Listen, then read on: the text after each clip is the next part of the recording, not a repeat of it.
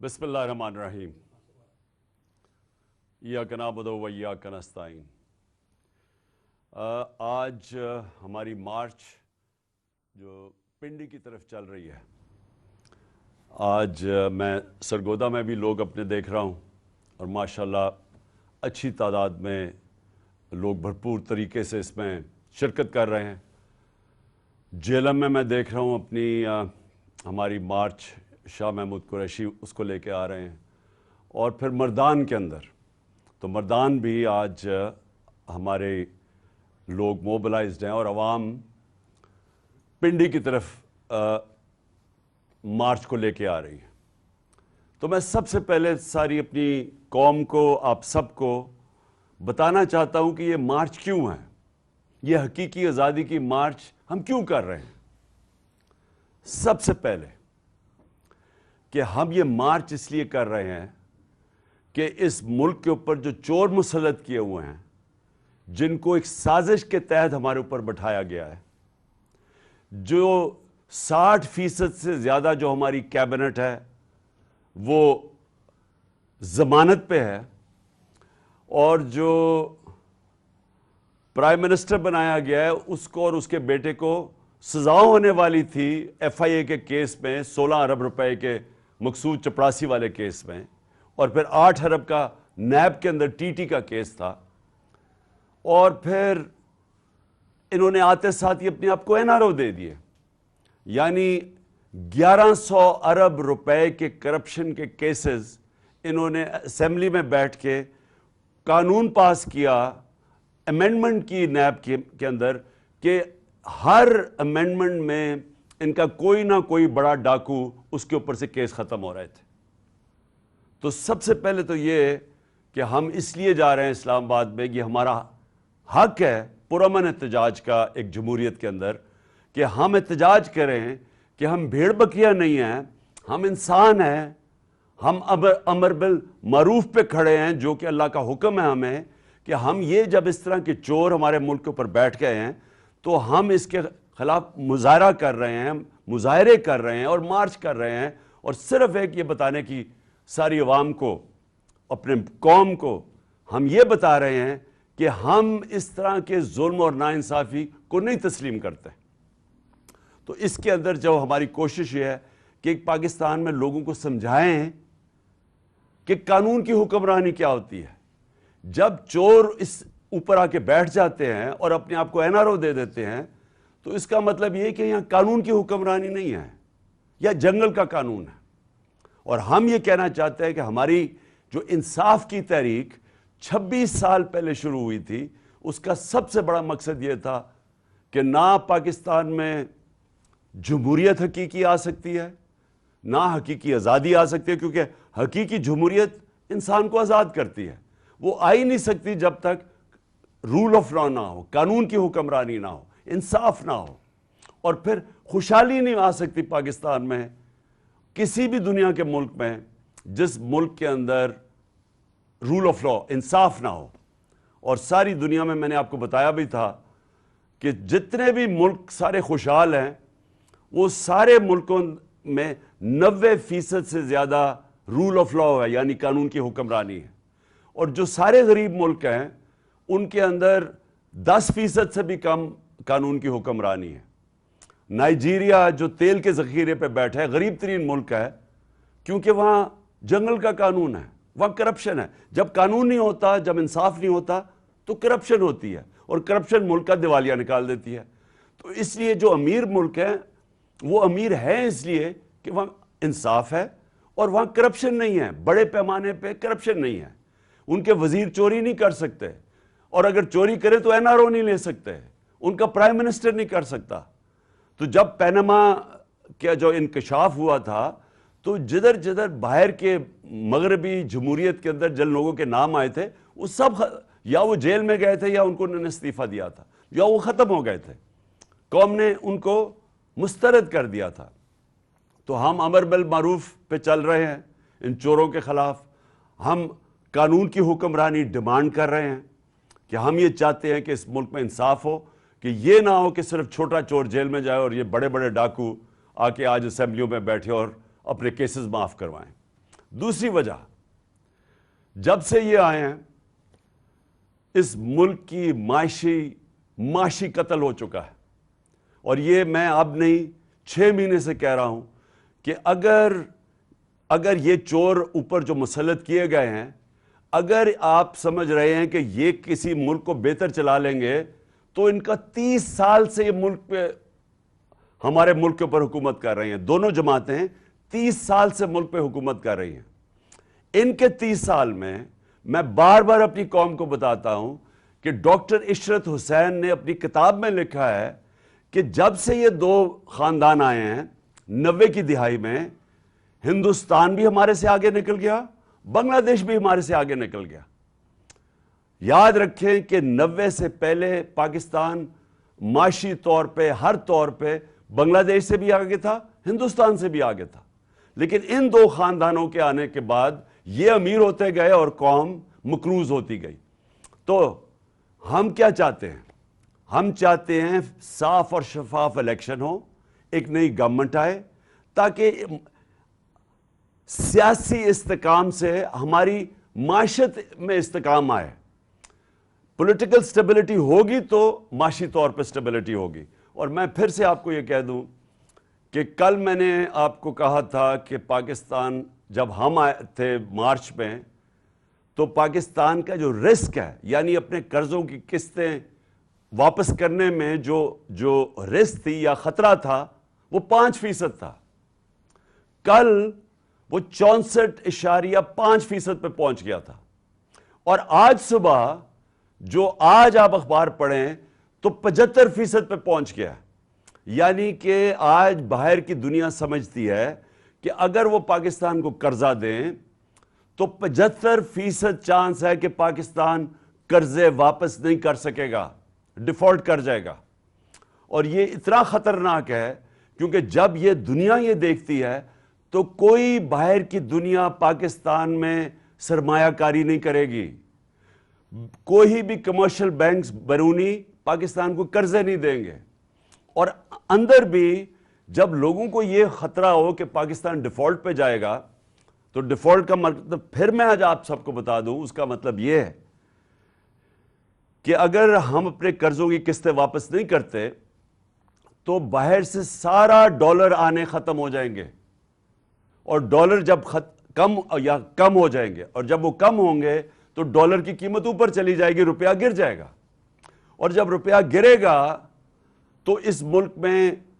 ایک اور طوفان مہنگائی کا آئے گا. تیل، بجلی، پٹرول، جتنی چیزیں باہر سے منگواتے ہیں وہ سب مہنگی ہو جائیں گی. ہر چیز مہنگی ہو جائے گی. تو ایک تو مہنگائی آئے گی اور غربت بڑھے گی.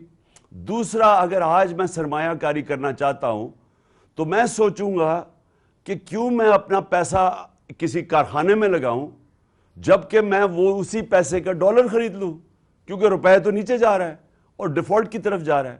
اس لیے یہ خطرہ ہے. اور اس لیے ضروری یہ ہے کہ ہم اس ملک میں صاف اور شفاف الیکشن کروا کے پاکستان کو اس دلدل سے نکالیں جس میں ہم بڑی تیزی سے کھپتے جا رہے ہیں. تو یہ پھر سے یاد رکھ لیں کہ کل ہمارا ڈیفالٹ کی جو رسک تھی وہ تھی 64.5%. پھر سے کہ جب ہم آئے تھے، ہم جب آخر میں تھے، ہماری جب حکومت جانے لگی تھی تو وہ 5% تھی.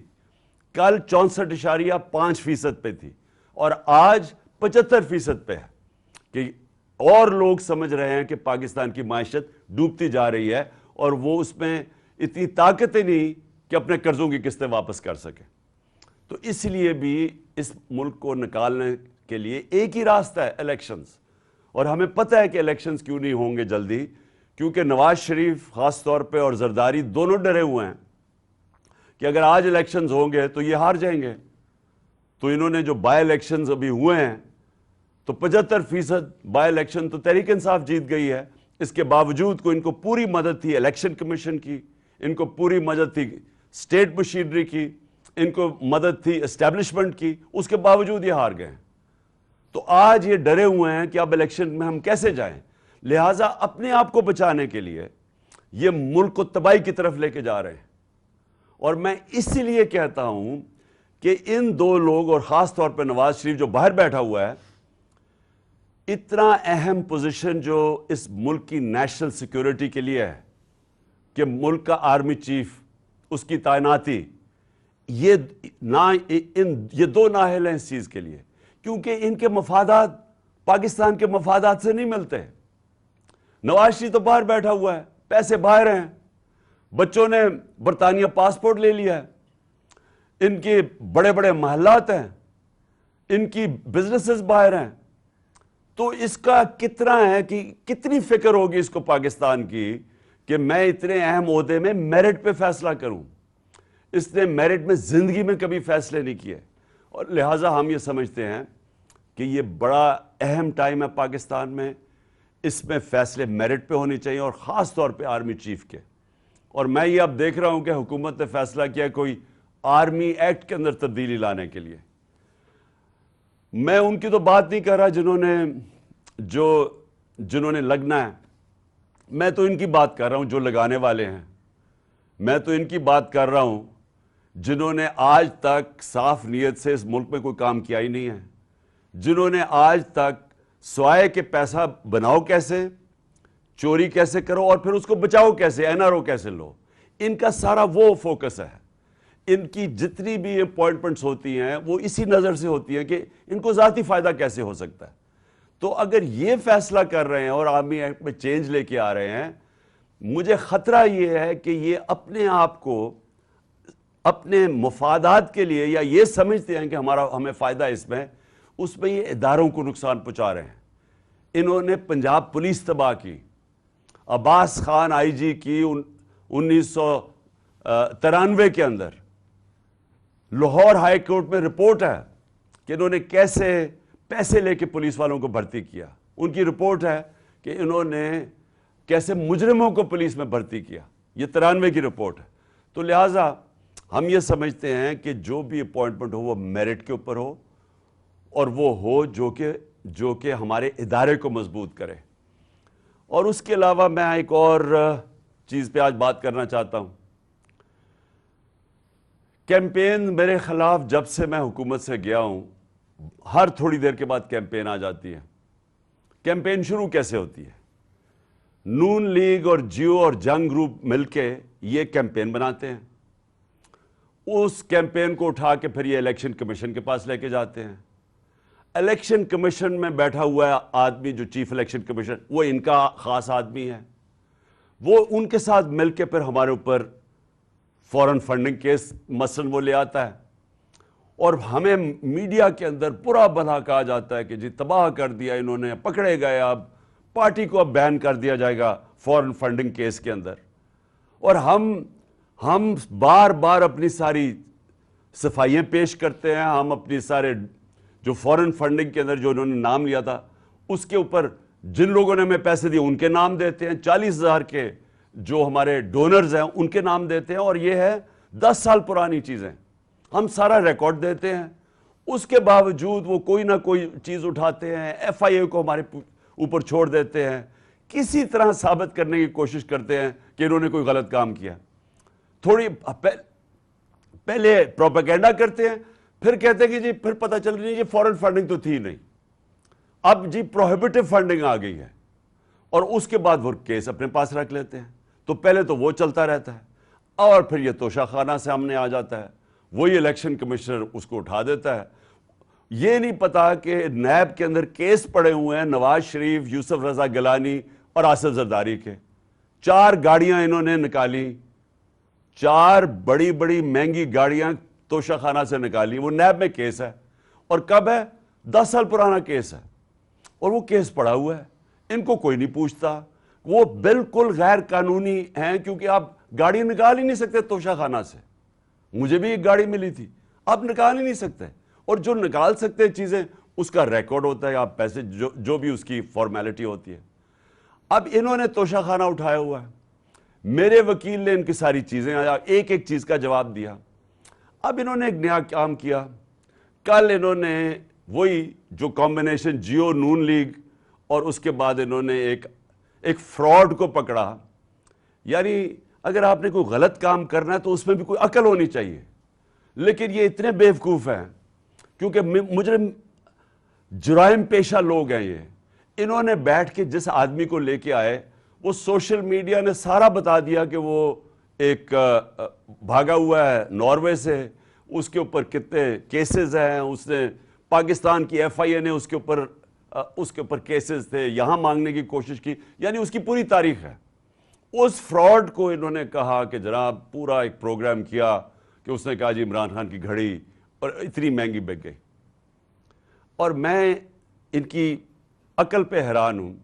کہ وہ سارا کیس، وہ جو رسید ہے وہ تو پڑی ہوئی ہے توشہ خانہ کے اندر، یعنی کتنے کی گھڑی بکی ہے وہ سب کچھ ہے، ریکارڈ اویلیبل ہے، اور انہوں نے پورا پروپیگنڈا کیمپین کی۔ تو میں نے فیصلہ کیا ہے کہ میں اب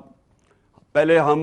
میں نے تو اس کے اوپر بھی کرنی تھی، فورن فنڈنگ کے اوپر بھی، اس الیکشن کمیشن نے میرے پر ڈالا کہ عمران خان کو پتہ ہوتے ہوئے کہ یہ غلط فنڈنگ ہے، اس کے باوجود اس نے اس کی اجازت دی۔ میں تو اس کے اوپر بھی، اس کے اوپر الیکشن کمیشن کے اوپر میں نے ہرجانہ کرنا تھا، لیکن میں آج افسوس سے یہ کہنا مجھے پڑتا ہے کہ ہمارا جو انصاف کا نظام ہے اس میں مجھے امید نہیں ہے کہ مجھے کوئی ملے گا، انصاف ملے گا۔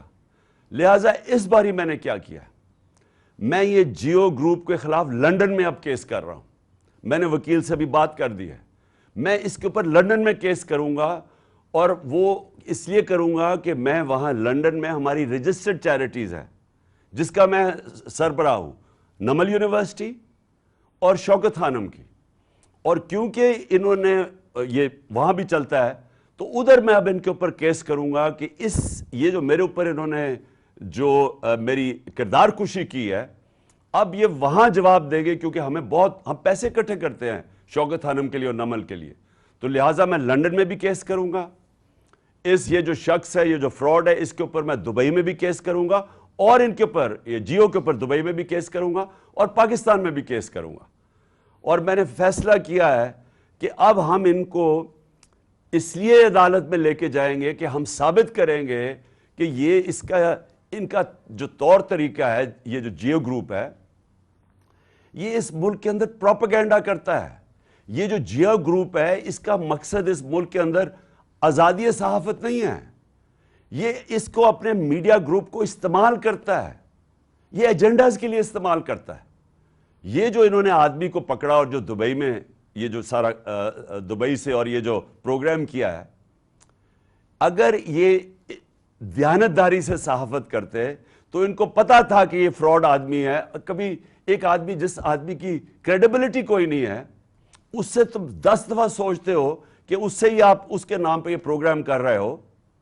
تو اگر آپ ایمانداری سے صحافت کرتے آپ کبھی ایسے گواہ کو نہیں لیتے، لیکن انہوں نے اس کو پوری طرح اس پروگرام کو ایسے بنایا اس گواہ کو کہ جیسے واقعی یہ سچ ہے۔ تو اس لیے اب مجھے کم از کم برطانیہ کی عدالت کو تو مجھے پتا ہے، کیونکہ میں نے وہاں ایک کیس لڑا ہوا ہے، اور مجھے اتنا بھی پتا ہے کہ 2 ہمارے لوگوں کے اوپر جب انگلیاں اٹھائی گئیں، اور اس میں سے ایک ہمارا جو وزیر تھا اس نے لندن میں جا کے انصاف لیا، تو میں بھی انشاءاللہ ادھر اب ان کے اوپر کیسز کروں گا تینوں جگہ کے اوپر۔ اور میرا جو آخر میں جو میری پھر سے اپنے سپریم کورٹ کے چیف جسٹس صاحب سے بڑی ریسپیکٹفلی، آنریبل چیف جسٹس سے پھر میں اپیل کرتا ہوں کہ 5ویں دن ہو گیا ہمارے سینیٹرز اور ہمارے پارلیمنٹیرینز کوشش کر رہے ہیں کہ کیس ہمیں انصاف ملے، اور انصاف کسے ملے کہ اگر پاکستان کا جو نمبر 1 انویسٹیگیٹو جرنلسٹ ارشد شریف، اس کے لیے ہمیں انصاف چاہیے، کیونکہ جو بھی ہوا پتہ چلانا چاہیے کہ کس نے دھمکیاں دی اور اس کو باہر بھجوایا، کیوں اس کی جان خطرے میں تھی، یہ کون سا اتنا بڑا ملک سے غداری کر رہا تھا کہ اس کی جان خطرے میں اور اس کو ملک سے باہر جانا پڑے، اور پھر کس نے پھر کوشش کی دبئی سے ان کو واپس لانے کی، تو اس کو کینیا جانا پڑا۔ یہ میں چاہتا ہوں کہ ہمارے سپریم کورٹ اس کے اوپر پوری طرح تحقیقات کرے، کیونکہ یہ صرف یہ نہیں کہ ایک پاکستان کا نمبر 1 جرنلسٹ اس کی شہادت ہوئی ہے، یہ سارے باقی صحافیوں کے لیے بھی اگر سپریم کورٹ ان کے ساتھ کھڑا ہوگا تو تبھی وہ صحافی جو دیانتداری سے کام کرتے ہیں، جو ان کے ضمیر کی کوئی قیمت نہیں ہوتی، وہ تبھی اس ملک کے اندر صحیح معنی میں اپنے آزادی صحافت ہوگی اور اپنے حق اور سچ کے لیے کھڑے ہوں گے۔ تو اس لیے میں سب سے پہلے تو یہ، اور پھر سے میں اعظم سواتی کا کہتا ہوں کہ یہ پاکستان کا سینیٹر ہے۔ ایک ملک کا سینیٹر سے اگر یہ ہوتا ہے جو اعظم سواتی سے ہوا ہے، اور یہی نہیں کہ جو اس کے اوپر تشدد کیا گیا اور ایک ٹویٹ کے اوپر، اور میں یہ دیکھ رہا تھا کہ اسلام آباد ہائی کورٹ میں ایک جج صاحب نے یہ کہا ہے کہ ٹویٹ کے اوپر آپ کسی کو بھی یہ نہیں کہہ سکتے کہ ملک میں کوئی بغاوت کرنے جا رہا ہے۔ یعنی اس نے بڑا اچھا، میں داد دیتا ہوں کہ بڑا اچھا بیان دیا ہے۔ تو اس سے جو ہوا ہے ایک ملک کے سینیٹر سے، اور جس طرح پھر وہ جو ان کی وائف کے ساتھ جو ان کو ویڈیو بھیجی گئی ہے، یعنی اس طرح کی چیز اگر ہماری سب سے بڑا جو آخری جو لاسٹ ریزورٹ والا انصاف لینے والی جگہ سپریم کورٹ، اگر ہمارے چیف جسٹس صاحب سپریم کورٹ اس طرح کے اعظم سواتی جیسے آدمی کو، ایک سینیٹر کو، ایک نمبر 1 جرنلسٹ کو، اور پھر تیسرا ملک کا ایکس پرائم منسٹر، سب سے بڑی پارٹی کا جو سربراہ ہے، اگر ہمیں انصاف نہیں ملے گا تو اس کا مطلب تو اس ملک میں کسی کو تو اور کوئی چانس ہی نہیں ہے انصاف ملنے کی۔ عام آدمی تو کوئی سوچ بھی نہیں پھر سکتا کہ طاقتور کے سامنے جب وہ کھڑا ہوگا تو اسے انصاف ملے گا۔ تو یہ ایک ملک کے ڈیفائننگ مومنٹس ہے، فیصلہ کن وقت ہے ہمارے ملک کا، اور اس لیے ہم ریکویسٹ کرتے ہیں کہ اس ملک کو حقیقی طور پہ آزاد کریں، انصاف دے کے۔ انصاف دیں گے ہی تو قوم آزاد ہوگی۔ جب میرے پاس حقوق ہوں گے تو وہ مجھے آزاد کرے گا۔ یہاں کے جو پاکستانی باہر جاتے ہیں کام کرنے کے لیے، اور میں نے اپنی آنکھوں سے دیکھا ہے، برطانیہ کے اندر 50 سال پہلے میں نے دیکھا مزدور پاکستان سے گئے کام کرنے کے لیے، لیکن کیونکہ وہاں انصاف کا نظام ہے، حقوق ان کو تحفظ دیتا ہے، کیونکہ وہاں لوگ آزاد ہیں۔ ہمارے پاکستانی وہاں زیادہ آزاد ہیں، نچلے طبقے کے لوگ وہاں زیادہ آزاد ہیں کیونکہ پروٹیکشن ہے۔ دیکھتے دیکھتے کہاں سے کہاں پہنچ جاتے ہیں، وہ خوشحال ہو جاتے ہیں، وہ ان کے بچے کوئی ڈاکٹر بن جاتا ہے، کوئی کچھ بن جاتا ہے، کیونکہ جو معاشرہ ہے وہ موقع دیتا ہے لوگوں کو اوپر آنے کے لیے، کیونکہ وہ انصاف دیتا ہے، وہ لوگوں کے حقوق کی حفاظت کرتا ہے۔ تو پاکستان میں بھی وہ وقت ہے کہ ہم اس ملک کو اب ایک آگے لے کے جائیں۔ یعنی یہ جو مشکل آج کل دور ہے اور یہ جو چور اوپر مسلط ہیں، اس میں سے جو اس اندھیری رات میں سے یہ جو روشنی اب یہ ہے کہ شاید ہمارا انصاف کا نظام کام کرنا شروع کر دے، شاید ہمارا انصاف کا نظام کمزوروں کو تحفظ دے دے جب وہ طاقتور کے سامنے کھڑے ہوتے ہیں۔ اور یہی میں ہمیشہ کہتا ہوں کہ ہمارا ملک اسلام کے نام پہ بنا تھا،